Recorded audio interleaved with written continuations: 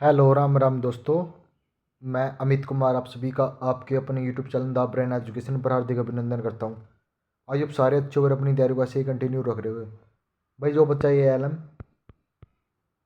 S से और JEE की तैयारी कर रहा है तो उसके लिए सेशन स्टार्ट किया हुआ है हमने। सेशन का नाम क्या है? MCQ।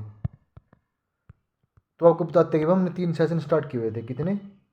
3 सेशन। लेकिन सबसे मेन चीज़ भाई, वो सेशन बंद क्यों है? बहुत सारे बच्चे कमेंट कर रहे हैं। भाई सबसे मेन चीज़ है कि भाई टाइम। 8 घंटे ड्यूटी करने के बाद भाई फिर खुद के लिए भी टाइम निकालो पढ़ने के लिए, और आपके लिए वैसे कंटेंट तैयार करो जो आपको पेड कोर्स में नहीं मिलेगा। भाई जो हैंड राइटिंग नोट्स चले हुए थे ना, हैंड राइटिंग नोट्स हुई क्लास, वहाँ से लास्ट टाइम 68 क्वेश्चन देखने को मिले थे भाई।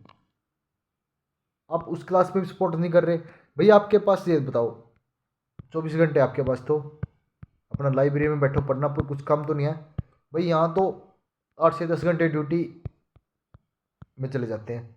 उसके बाद भाई फिर खुद के लिए टाइम निकालो, खुद भी पढ़ो, फिर आपके लिए क्लासे रिकॉर्ड करो, अपलोड करो भाई, बहुत सारा टाइम लगता है। लेकिन मिला क्या भाई? समझ गए हो क्या मिला? जैसे बोलते हैं ना भाई, सर हमें मोटिवेट करो, तो हमें भी मोटिवेट की जरूरत होती है वीडियो बनाने के लिए। ऐसी नहीं है कि मुंह उठा यार बना दी। और वो कंटेंट दे रहे थे भाई जो आपको पेड कोर्स में भी नहीं मिलेगा। लेकिन वही चीज़ है ना, फ्री की कोई वैल्यू नहीं है ना। फ्री की कोई वैल्यू नहीं है। फ्री की 3 क्वेश्चन की वैल्यू भी नहीं है ना यार। इनमें से बहुत सारे क्वेश्चन देखने को मिलेंगे एग्जाम में। ठीक है, वो आप पर डिपेंड है भाई। जो एक दो बच्चा पढ़ रहे हैं भाई उनको हम पढ़ाते रहेंगे। आज का क्वेश्चन है, पूरी तरह से आवेशित सदंतर में विद्युत धारा का प्रवाह का क्या होता है? अगर पूरी तरह से आवेशित है तो क्या होगा? उसमें विद्युत धारा का प्रवाह रुक जाता है। ऑप्शन नंबर ए, विद्युत धारा का प्रवाह उसमें रुक जाएगा। ऑप्शन नंबर ए आ जाएगा ना। यदि दो फैराड तंत्र के पास एक आवेश है, एक कूलम्ब आवेश है, तो टर्मिनल वोल्टेज कितनी हो जाएगी? दो के पास है C/V। C/V कितना हो जाएगा? तो 1/2 करेंगे तो 0.5 वोल्ट आ जाएगा। ऑप्शन नंबर ए कितना? ऑप्शन नंबर एक विद्युत डायपोल को एक समान विद्युत क्षेत्र में रखा जाता है, तो डायपोल में कुल विद्युत बल क्या होगा? भाई एक डायपोल को विद्युत समान क्षेत्र में रखा जाता है तो इसमें क्या हो जाएगा? हाँ, तो डायपोल में विद्युत वाहक बल ये हमेशा शून्य होता है। ऑप्शन नंबर ए ठीक है। सर्किट ब्रेकर का मूल कार्य क्या है?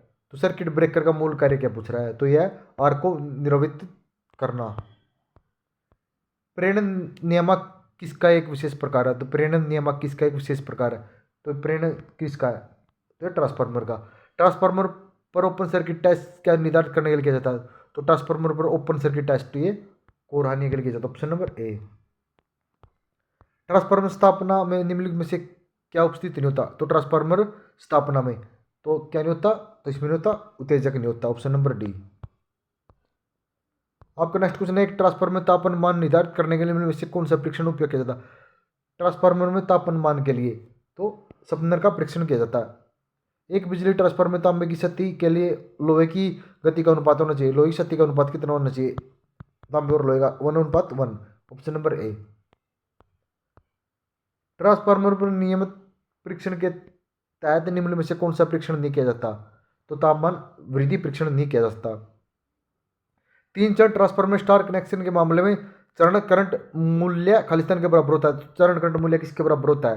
तो 3 चरण ट्रांसफार्मर में, मतलब 3 फेज ट्रांसफार्मर में, तो चरण करंट मूल्य किसके बराबर होता है? तो लाइन करंट के। एक ट्रांसफार्मर में चुंबकीय प्रवाह का मार्ग खालिस्तान होना चाहिए। तो एक ट्रांसफार्मर में चुंबकीय प्रवाह का मार्ग होना चाहिए निम्न अनिच्छा। एक ट्रांसफार्मर में इस्तेमाल लेमिनेशन की मोटाई आमतौर पर होती है। तो लेमिनेशन की मोटाई होती है 0.3 मिलीमीटर से 0.5 मिलीमीटर। ऑप्शन नंबर ए ठीक है भाई।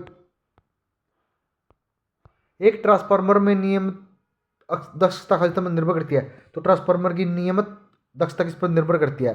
तो ये करती है भाई भार धारा पर और लोड के पावर फैक्टर पर। तो बी और सी कौन से में है? ये दोनों ऑप्शन नंबर डी में है। ट्रांसफार्मर में सोर्स स्तर परीक्षण खालिस्तान को किया जाता है। तो ट्रांसफार्मर में सोर्स स्तर परीक्षण तो ये किया जाता है नमूना परीक्षण। 3 मई को बनाए गए विश्व पत्रकारिता स्वतंत्रता दिवस 2018 की विषय वस्तु क्या थी? तो ये थी शक्ति के नियंत्रण, मीडिया, न्याय और विधि नियम थी।